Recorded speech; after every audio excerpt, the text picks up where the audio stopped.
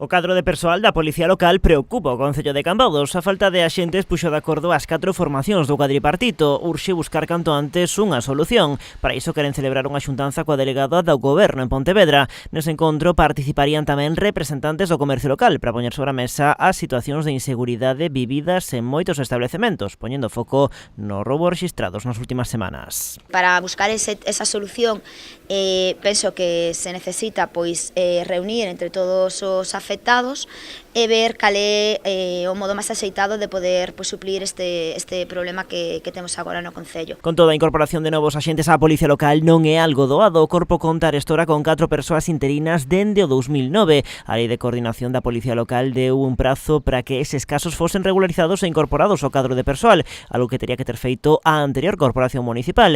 A actual alcaldesa culpa o seu predecesor da actual situación. O señor Luís Aragunde non o regularizou, non se preocupou en absoluto por regularizar os interinos ni pola nova creación de plazas, pero vexo que agora está non só preocupadísimo pola Policía Local, sino que creo que xa está obsesionado coa Policía Local de Cambados, cando nunca se preocupou de ter ningún xefe, unha xefatura que lle dera estabilidade a esta plantilla, nunca se preocupou de regularizar estas 4 plazas de interinos. Sobre o último episodio de roubos rexistrados en Cambados durante a pasada fin de semana, hoxe soubose que os seus autores xa foron identificados. Trátase dun grupo de mozos que roldan os 18 anos. Un rapaz de 18 anos non pode atemorizar un pobo. Entendemos que temos ese problema aí, que este rapaz que é complicado porque moitas veces entran e saen no mesmo día, pero bueno, polo que nos comentaron que comenzaba un arresto domiciliario, que polo que queremos dar esa tranquilidade aos comercios e aos veciños de que ese sentido, que este rapaz que foi o que xa entrou daquela vez na Rúa Real,